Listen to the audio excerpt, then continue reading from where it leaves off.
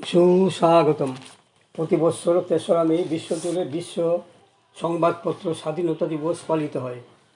1993 সালে জাতিসংঘের ইউনেস্কো এই দিনটি ঘোষণা করে। মূল উদ্দেশ্য হল সংবাদপত্রের স্বাধীনতা সম্পর্কে সচেতনতা বৃদ্ধি, সাংবাদিকদের পেশাগত নিরাপত্তা নিশ্চিত করা এবং মত প্রকাশের স্বাধীনতা রক্ষা করা।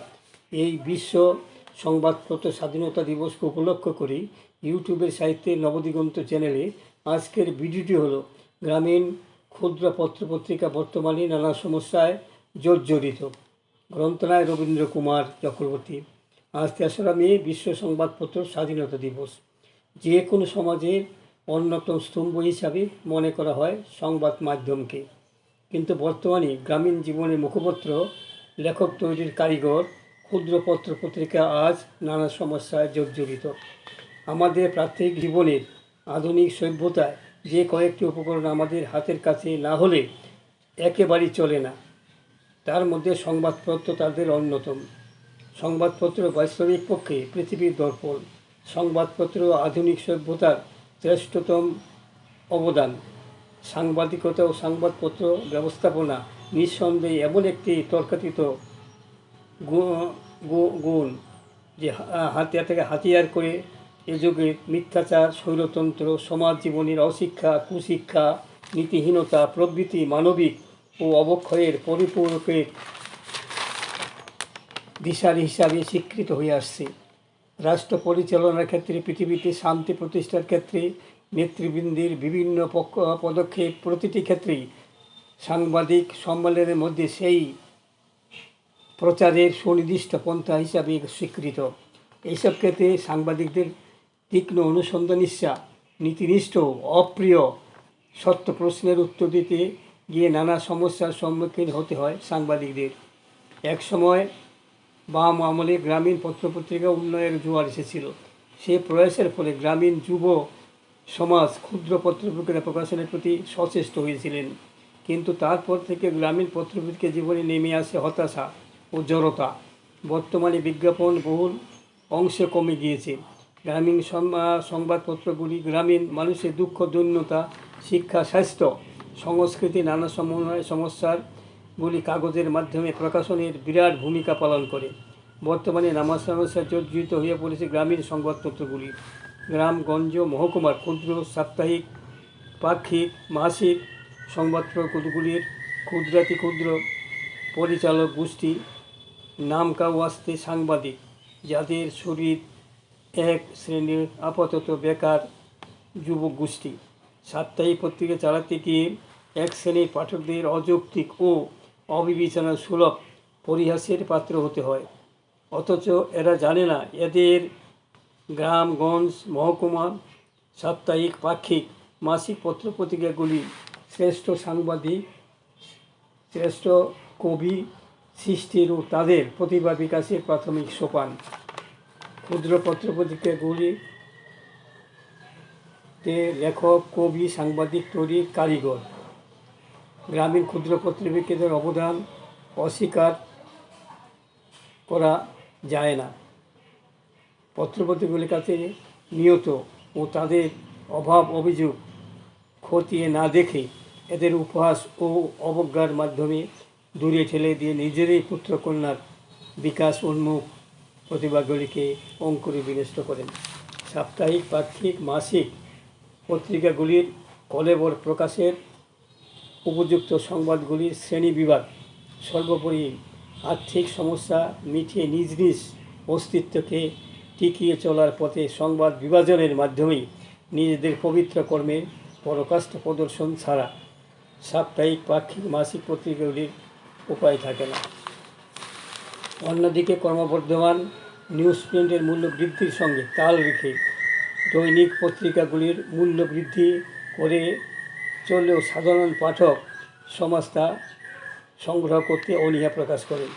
কিন্তু অতি সাধারণ একটি টাকা ক্ষুদ্র পত্রিকাগুলির মূল্য বৃদ্ধি করতে গিয়ে সর্বপ্রথম চিন্তার বিষয় হয়ে দাঁড়ায়। গ্রাহক সংখ্যার অবগতিতে পত্রিকার অস্তিত্ব টিকিয়ে রাখার সমস্যা, এর সঙ্গে জেঁকে বসেছে ওদের ওপর বিস্ফোরণের মতো পোস্টাল স্ট্যাম্প মূল্যবৃদ্ধি।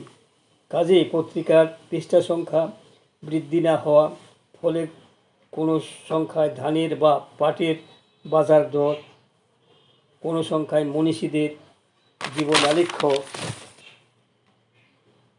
নানা প্রকার সংবাদ অগ্রাধিকার পায় না। আর তার প্রয়োজন অপ্রয়োজনেই কাগজের পৃষ্ঠা বাড়াতে হয়। সাপ্তাহিক পাক্ষিক স্থানীয় সংবাদের প্রাধান্য স্বীকার করলেও সেক্ষেত্রে সবচেয়ে বড় বাধা যে অঞ্চলের জনসাধারণের অসহযোগিতার সঙ্গে বিভিন্ন প্রকার বিদ্রূপ ও অবজ্ঞা সূচক ব্যবহার, যেখানে সপ্তাহান্তে বা পক্ষান্তে পাক্ষিক সংখ্যা মুদ্রণের ব্যয় নির্বাহ করতে হয় সম্পাদককে। এই ভার নির্বাহ করতে গিয়ে তাদের শিরে সংক্রান্তি পর্যায়ে নামে, কারণ সেখানে বেতনভোগ সাংবাদিক নিযুক্ত হয়। তাদের মাস গেলে তাদের পয়সা বা বেতন দিতে হয়। কাগজ কলমের খরচ নির্বাহ এক অকল্পনীয় পর্যায়ে এসে গেছে। সেক্ষেত্রে জনসাধারণের হাতে এবং গ্রামগঞ্জে আনাচে কানাচে সংবাদ সমস্যার কথা প্রেরণের অনুরোধ জানিয়ে আমরা তাদের সহযোগিতার অভাব মর্মে মর্মে অনুভব করি। আর ব্যয় নির্বাহের জন্য সক্ষম আদর্শনিষ্ঠ ব্যক্তি হিসাবে চিহ্নিত ব্যক্তিদের নিকট হতে অকৃপণ নামে মাত্র অর্থের বিনিময়ে সদস্যপদ প্রদান করার আহ্বান জানিয়ে পথ চেয়ে বসে থাকতে হয়। তাদের অকৃপণ উৎসাহকে সহ্য করে পত্রিকার বিজ্ঞাপন প্রকাশের মধ্য দিয়ে পত্রিকা একটি আয়ের উৎসকে অস্বীকার করা যায় না। সত্যি সাপ্তাহিক পাক্ষিক পত্রিকা সাধারণত পৃষ্ঠা সংখ্যা 4, তার মধ্যে যদি 2 পৃষ্ঠা বিজ্ঞাপনই ছাপা হয়, তবে সংবাদ সাহিত্য ইতিহাসের জন্য থাকে 1.5 পৃষ্ঠা। এক্ষেত্রে পত্রিকাটিকে বিজ্ঞাপন সর্বস্ব কাগজের পর্যায়ে পড়তে হয়। তার প্রকৃত প্রস্তাবে তাকে বিজ্ঞাপনদাতাদের মুখোমুখি হয়েই কাগজ প্রকাশ করতে হয়। সেখানে কাগজ প্রকাশের উদ্দেশ্যই হয় গৌণ। সাংবাদিকতা প্রশ্নে দৈনিকগুলির শ্রেষ্ঠত্বের অগ্রাধিকার স্বীকার বাহুল্য মাত্র, কিন্তু লক্ষ্য করলেই দেখতে পারেন গ্রামগঞ্জে মহকুমা শহরে আরম্ভ করে জনগোষ্ঠীর সামাজিক অবক্ষয়, স্বাস্থ্য, শিক্ষা, খেলাধুলার সংবাদ বা অঞ্চলসমূহে যোগাযোগ ব্যবস্থার ডাকবাড়ির ব্যাপারে সরকার সম্পূর্ণ উদাসীনতা। 4 ঘন্টায় পৌঁছায় কাগজগুলি। 7 দিনের পূর্বে চিঠি বিলি হয় না গ্রামগঞ্জের মধ্যে।